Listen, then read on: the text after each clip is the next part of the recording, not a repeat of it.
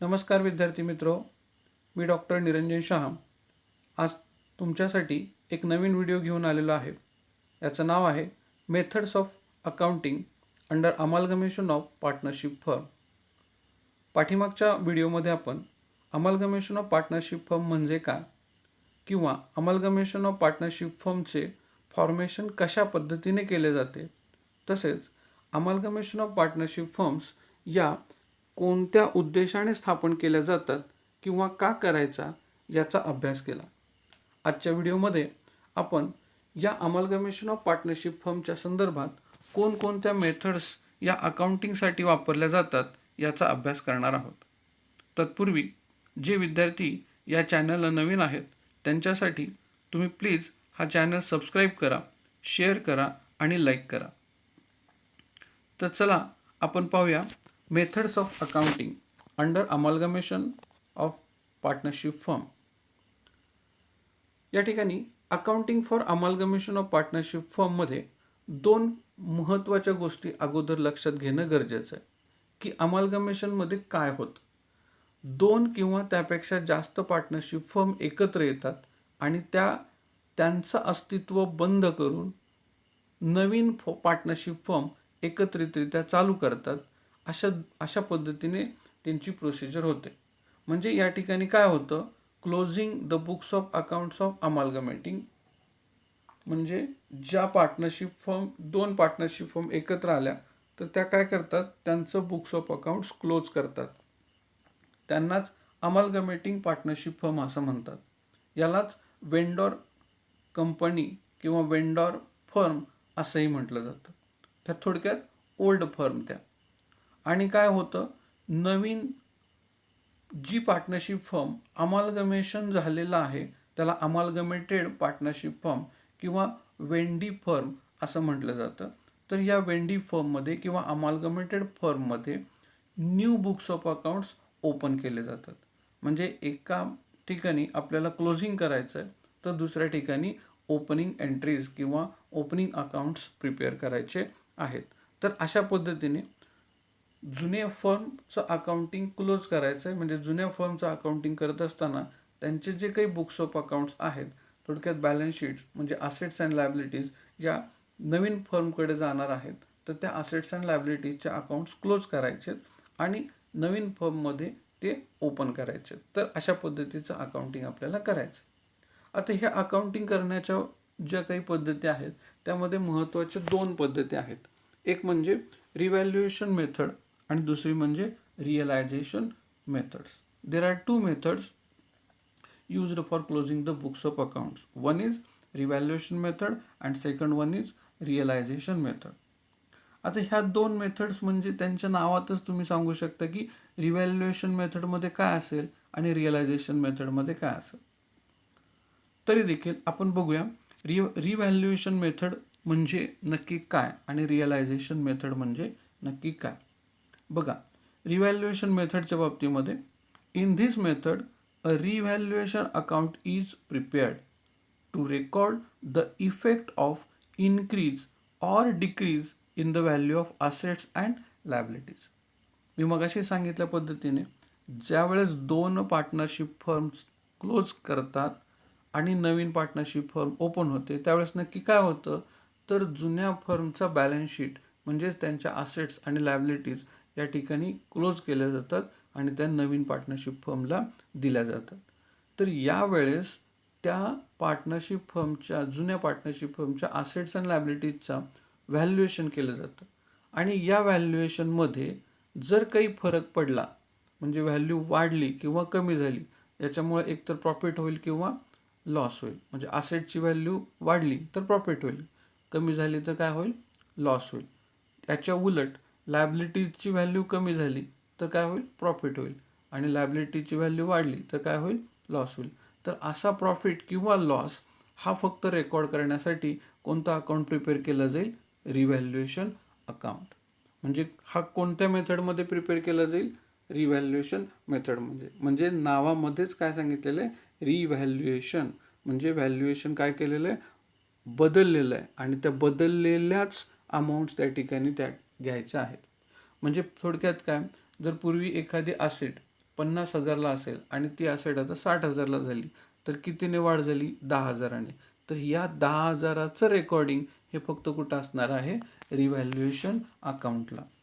म्हणून याला दुसरं एक नाव आहे profit and loss adjustment account असं सुद्धा म्हणतात. बऱ्याचशा पुस्तकामध्ये तुम्हाला याचं नाव profit and loss adjustment account असं सुद्धा दिसेल. त्यामुळे रिव्हॅल्युएशन अकाउंट किंवा profit and loss adjustment account असं सुद्धा चालू शकतं. म्हणजे बघा, तुम्हाला 2 मेथडचा अभ्यास आहे. 2 मेथडमध्ये पहिली मेथड आहे रिव्हॅल्युएशन, ज्याच्यामध्ये आपल्याला काय करायचं आहे? रिव्हॅल्युएशन अकाउंट प्रिपेअर करायचं आहे आणि त्याच्यामध्ये फक्त आणि फक्त इफेक्ट दाखवायचा आहे. कोणता? इन्क्रीज किंवा decrease of value of assets and liabilities. जर असेट्स आणि ज्या काय लायबिलिटीज आहेत याच्या व्हॅल्युएशनमध्ये जर फरक पडला तरच तो फरक त्या ठिकाणी रिव्हॅल्युएशन अकाउंटला येणार आहे. जर आहे त्या किमतीला जर असेट्स घेतल्या तर कोणताही फरक या ठिकाणी असणार नाही. त्या केसमध्ये रिव्हॅल्युएशन अकाउंटच काढण्याची गरज नाही. दुसरी मेथड जी आहे ती आहे रिअलायझेशन मेथड. आता रिअलायझेशन म्हणजे थोडक्यात सेल आउट करणे. म्हणजे या ठिकाणी काय केलं जातं? या ठिकाणी असं समजलं जातं की जुन्या पार्टनरशिप फर्मच्या असेट्स अँड लायबिलिटीज या सेल आउट केलेल्या आहेत. कुणाला? नवीन फर्मला. पहिल्या मेथडमध्ये काय केलं जातं की जुन्या पार्टनरशिप फर्मच्या असेट्स आणि लायबिलिटीज या ट्रान्सफर केलेल्या आहेत. म्हणजेच फक्त काय केलेल्या आहेत? पाठवलेल्या आहेत नवीन व्हॅल्युएशन प्रमाणे असा अर्थ होतो. आणि दुसऱ्या केसमध्ये असं समजलं जातं की त्या सेलच केलेल्या आहेत. म्हणजे जुन्या फर्मने नवीन फर्मला त्या काय केलेल्या आहेत? सेल केलेल्या आहेत. म्हणजे इथं फक्त कन्सेप्ट बदलायची आहे आणि त्याचं अकाउंटिंग त्या ठिकाणी थोडंसं बदलणार आहे. बाकी जे काही अकाउंट्स प्रिपेअर करायचे आहेत ते ॲज इट इज आहेत. दोन्ही मेथड्समध्ये बाकी सर्व अकाउंट्स जे आहेत हे कॉमन अकाउंट आहेत आणि सर्व ठिकाणी प्रोसिजर सेम आहे. फक्त इथं स्लाइटली चेंजेस नावामुळं झालेलं आहे. एका ठिकाणी समजायचं काय? रिव्हॅल्युएशन केलं तेवढा फरक त्या ठिकाणी रेकॉर्ड करायचा आणि दुसऱ्या ठिकाणी रिअलायझेशन मेथडमध्ये रिअलाइज केलेल्या असेट्स कोणकोणत्या आहेत त्याच्या अमाऊंट्स त्या ठिकाणी रेकॉर्ड करायच्या आहेत. बघा, in this method the purchase price is calculated. या ठिकाणी काय करावं लागेल? परचेस प्राइस कॅल्क्युलेट करावं लागेल. आता एकाच्या दृष्टिकोनातून सेलिंग म्हणजे दुसऱ्याच्या दृष्टिकोनातून काय असणार आहे? परचेस. म्हणजे जुन्या फर्मने जर असेट्स विकले असतील तर नवीन फर्म काय म्हणणार? मी असेट खरेदी केलं. म्हणजे त्यांच्या दृष्टिकोनातून असेट्स काय असणार आहेत? परचेस. आणि मग असेट परचेस केल्या तर त्याचा मोबदला काय करावा लागेल? द्यावा लागेल. म्हणजे कन्सिडरेशन द्यावा लागेल. म्हणजे जुन्या पार्टनरशिप फर्मच्या असेट्स जर नवीन पार्टनरशिप फर्मने घेतल्यास तर त्या बदल्यात त्यांना काय द्यावं लागेल? मोबदला द्यावा लागेल. आणि हा मोबदला याला म्हणायचं परचेस प्राइस कन्सिडरेशन किंवा याला परचेस कन्सिडरेशन एवढं म्हटलं तरी चालेल. म्हणजे या ठिकाणी अगोदर ठरवावं लागेल की जुन्या फर्मने कोणत्या असेट्स नवीन फर्मला दिल्या, त्या किती किमतीला दिल्या, एकूण सगळ्या असेटची टोटल किती झाली हे आपल्याला अगोदर काढावं लागेल. ते कोणत्या मेथडमध्ये काढावं लागेल? 2 नंबरच्या रिअलायझेशन मेथडमध्ये. पहिल्या मेथडमध्ये काढण्याची आवश्यकता नाही. त्या ठिकाणी फक्त त्या किती रकमेने रिव्हॅल्यूड झाल्या म्हणजे इन्क्रीज किंवा डिक्रीज एवढाच विचार त्या ठिकाणी पहिल्या मेथडमध्ये करायचा आहे. म्हणजे दुसऱ्या मेथडपेक्षा पहिली मेथड सोपी आहे. And all assets and outsider liabilities are transfer to realization account at book values. आणि मग या ठिकाणी काय? एकतर परचेस प्राइस कॅल्क्युलेट करायची आणि ज्या असेट्स आणि ज्या लायबिलिटीज नवीन फर्मने घेतलेल्या आहेत त्या असेट्स कुठं ट्रान्सफर करायच्या? रिअलायझेशन अकाउंटला. म्हणजे रिव्हॅल्युएशन मेथडमध्ये रिव्हॅल्युएशन अकाउंट काढायचा तर रिअलायझेशन मेथडमध्ये रिअलायझेशन अकाउंट काढायचा आणि त्या ठिकाणी त्याचं रेकॉर्डिंग बुक व्हॅल्यूजने करायचं. पहिल्या केसमध्ये काय सांगितलेलं आहे? रिव्हॅल्युएशन झालेल्या व्हॅल्यू म्हणजे इन्क्रीज किंवा डिक्रीज झालेल्या व्हॅल्यू रेकॉर्ड करायच्या.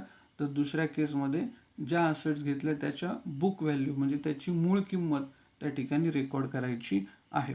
तर अशा पद्धतीच्या या 2 मेथड्स अकाउंटिंग ट्रीटमेंट्स या ठिकाणी आपल्याला शिकायच्या आहेत की त्या कशा करायच्या, त्याच्या एंट्रीज कशा करायच्या हे आपण पुढे येणाऱ्या व्हिडिओमध्ये बघणारच आहोत. पण या ठिकाणी आपल्याला मेथड्स ऑफ अकाउंटिंग समजून घेताना ह्या 2 गोष्टी महत्त्वाच्या शिकणं गरजेचं आहे. यानंतर आपण प्रत्यक्ष रिव्हॅल्युएशन मेथडच्या संदर्भामध्ये चर्चा करूया.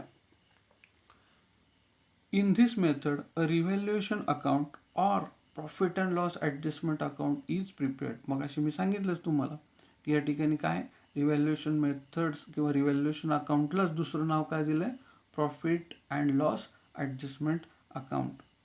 हा प्रिपेअर केला जाईल. कशासाठी प्रिपेअर केला जाईल? To record the effect of increase or decrease in the value of assets and liabilities.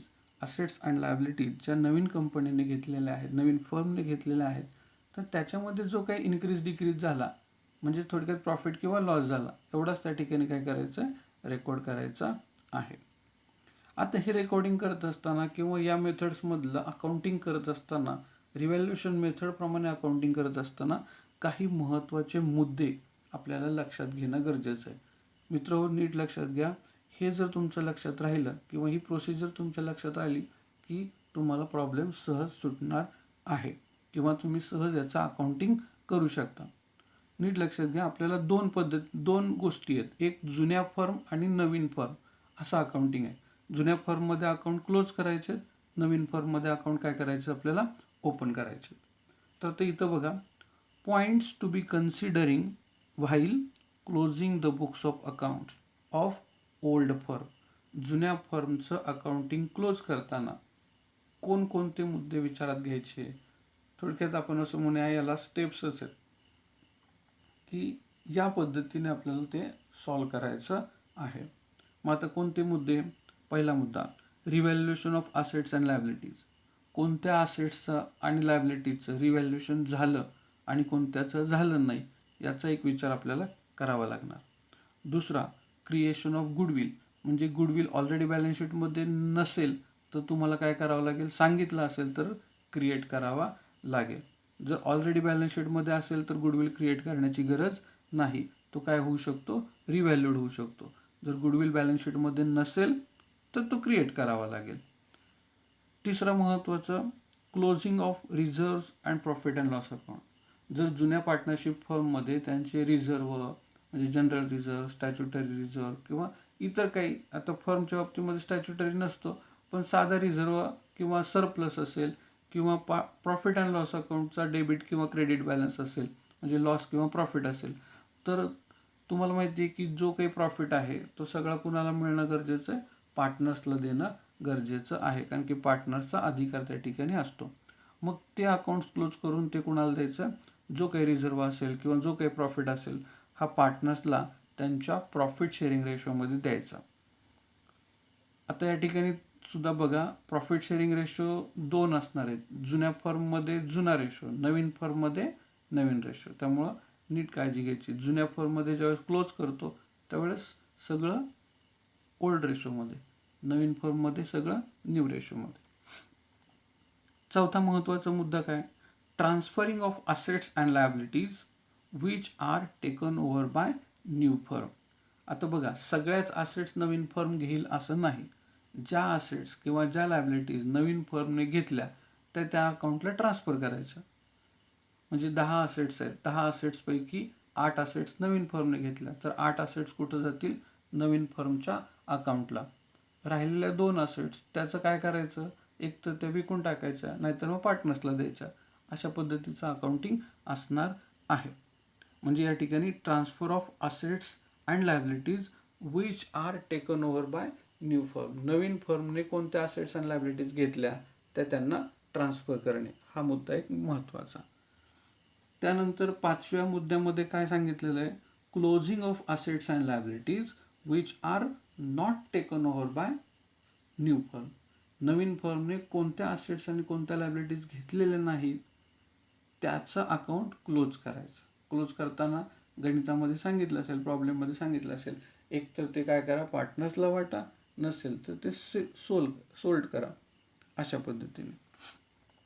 आणि शेवट मग पार्टनर्स कॅपिटल अकाउंट तुमचं काय करायचं आहे, क्लोज करायचं आहे. म्हणजे अशा पद्धतीने तुम्हाला काय करायचं आहे, बुक्स ऑफ अकाउंट्स ओल्ड फर्मचे क्लोज करायचे आहेत. पुन्हा नीट पॉईंट्स लक्षात ठेवा, हा एक प्रकारे सिक्वेन्स आहे. प्रॉब्लेम सोडवताना कशा पद्धतीने सोडवायचा आहे आणि कोणकोणते मुद्दे आपल्याला विचारात घ्यायचे, पहिल्यांदा कोणता, दुसऱ्यांदा कोणता आणि शेवट आपल्याला काय करायचं. पहिल्यांदा काय करायचं आहे, असेट्स अँड लायबिलिटीज कोणत्या रिव्हॅल्यूड झाल्या त्याचा विचार करायचा आणि त्याचं अकाउंटिंग करायचं. दुसरं, गुडविल आहे का बघायचं, नसेल तर क्रिएट करायला सांगितलं आहे का तो बघायचा, जर सांगितलं असेल तर तो क्रिएट करायचा. आता क्रिएट कसा करायचा, त्याची जर्नल एंट्रीज काय हे आपण पुढं बघणारच आहोत, पण मुद्दा लक्षात ठेवा, क्रिएट गुडविल. तिसरा मुद्दा, रिझर्व किंवा प्रॉफिट अँड लॉस अकाउंट असेल तर तो क्लोज करायचा, म्हणजे कुणाला द्यायचा, पार्टनर्सला. चौथा मुद्दा, ज्या असेट्स नवीन फर्मने टेक ओव्हर केलेल्या आहेत त्या असेट्स ट्रान्सफर करायच्या आणि ज्या असेट्स टेक ओव्हर केलेल्या नाही आहेत त्या क्लोज करायच्या. आणि शेवटी पार्टनर्स फायनल अकाउंट म्हणजे पार्टनर्सचं कॅपिटल अकाउंट हे काय करायचं, क्लोज करायचं. तर अशा पद्धतीने रिव्हॅल्युएशन मेथडमध्ये आपल्याला अकाउंटिंग करावं लागणार आहे. यानंतर बघा, points to be considered while opening the books of accounts of the new firm. नवीन फर्ममध्ये आता कसं, आता आपण क्लोज केलं जुन्या फर्ममध्ये, नवीन फर्ममध्ये ओपनिंग कसं करणार, तर ह्या 4 स्टेप्स. पहिला, assets and liabilities of old firm taken over by new firm. आता नवीन फर्ममध्ये विचारात घेताना जुन्या फर्मच्या असेट्स अँड लायबिलिटीज ज्या घेतल्या त्याचा विचार करायचा. त्यानंतर दुसरा, partners capital account of old firm taken over by new firm. जुन्या पार्टनर्सचं कॅपिटल जे आपण शेवट क्लोज केलं त्याचा जो काही कॅरीड डाऊन बॅलन्स आहे तो इकडं काय करायचा, ब्रॉड डाऊन करायचा, किंवा थोडक्यात आपण तिथं जर क्लोज झालं तो जो काही बॅलन्स राहील तो नवीन फर्मला ट्रान्सफर करायचा. त्यानंतर ॲडजस्टमेंट ऑफ गुडविल. आता जर गुडविल सांगितलं असेल ॲडजस्ट करायला, त्याच्यावर काही ॲडजस्टमेंट असेल तर त्या गुडविलची ॲडजस्टमेंट सॉल्व करायची. आणि शेवट, adjustment of Capitals of partners. आता पार्टनर्सच्या कॅपिटलवरती जर काही परत ॲडजस्टमेंट आली तर ती सॉल्व करायची. म्हणजे बघा 4 स्टेप कशा, ज्या असेट्स अँड लायबिलिटीज घेतल्या त्याचं रेकॉर्डिंग करायचं आहे, जुन्या पार्टनरशिप फर्ममधलं क्लोजिंग कॅपिटल जे आहे, जो बॅलन्स आहे तो नवीन फर्ममध्ये घ्यायचा, आणि जर गुडविलची एखादी ॲडजस्टमेंट सांगितली असेल तर ती गुडविलची ॲडजस्टमेंट नवीन फर्ममध्ये करायची. कॅपिटल जर ॲडजस्टमेंट आली नवीन फर्मसाठी तर ती करायची. अशा पद्धतीने नवीन फर्ममध्ये ओपनिंग अकाउंट्स करायचे आहेत. आता कोणते अकाउंट्स प्रिपेअर करायचे किंवा ह्याचं लेजर कसं करायचं, बुक्स ऑफ अकाउंट्स क्लोज करताना कोणकोणत्या गोष्टी करायच्या, तर बघा, ओल्ड फर्ममध्ये आपल्याला कोणते अकाउंट्स प्रिपेअर करायचे आहेत, कोणत्या मेथडचा विचार करतो आपण, रिव्हॅल्युएशन. तर या ठिकाणी पहिला अकाउंट रिव्हॅल्युएशन अकाउंट, दुसरं अकाउंट पार्टनर्स कॅपिटल अकाउंट, तिसरं कॅश किंवा बँक जे नाव दिलं असेल ते, कंसात काय म्हटलं आहे, इफ रिक्वायर्ड, गरजेचं असेल तर काढायचं, म्हणजे कॅशवर ॲडजस्टमेंट नसेल तर काढण्याची गरज नाही. त्यानंतर गुडविल, ते पण जर असेल तर. आणि शेवट partners current account, if any असं म्हटलेलं आहे. इफ एनी म्हणजे त्या ठिकाणी जर प्रॉब्लेममध्ये तुम्हाला पार्टनर्सचं कॅपिटल 2 पद्धतीने दिलं असेल, पार्टनर्स कॅपिटल अकाउंट वेगळं दिलं असेल आणि पार्टनर्सचं करंट अकाउंट वेगळं दिलं असेल तर मात्र हे अकाउंट काढायचे. अदरवाईज तुमचे महत्त्वाचे अकाउंट्स कोणते, revaluation account, partners capital account, आणि जर असेल तर कॅश किंवा गुडविल अकाउंट. हे ओल्ड फॉर्ममध्ये बुक्स ऑफ अकाउंट्स क्लोज करतानाचे अकाउंट्स. आता नवीन फर्ममध्ये काय, तर बॅलन्स शीटच प्रिपेअर करायचं आहे, त्यामुळे बॅलन्स शीट. जर पार्टनर्सच्या कॅपिटलवरती ॲडजस्टमेंट असेल तर नवीन पार्टनर्सचा कॅपिटलचा अकाउंट काढायचा, आणि कॅश जर गरजेचे त्याच्यावरसुद्धा ॲडजस्टमेंट असेल तर तुम्हाला कॅश अकाउंट काढावा लागेल. म्हणजे डायरेक्ट बॅलन्स शीट काढायचं आहेच, प्लस पार्टनर्स कॅपिटलवर ॲडजस्टमेंट आहे, नवीन फर्ममध्ये जर ॲडजस्टमेंट दिली तर ती तुम्हाला तिथं काढायचं अकाउंट आणि कॅश अकाउंट प्रिपेअर करायचं. तर अशा पद्धतीने तुम्हाला लेजर्स आपल्याला काय करायचे, नवीन आणि जुन्या फर्ममध्ये प्रिपेअर करायचे आहेत. पुन्हा एकदा थँक्यू मित्रांनो व्हिडिओ पाहिल्याबद्दल. प्लीज सबस्क्राईब करा, आणि जर तुमचे काही सजेशन्स फीडबॅक तुम्हाला द्यायचा असेल, काही कॉमेंट्स पास करायच्या असतील, याच्यावरती काही सजेशन्स देऊन तुम्हाला नवीन पद्धतीने काही व्हिडिओ पाहिजे असेल तर तुम्ही चॅट बॉक्समध्ये मला लिहून पाठवा. प्लीज शेअर करा, लाईक करा. थँक्यू.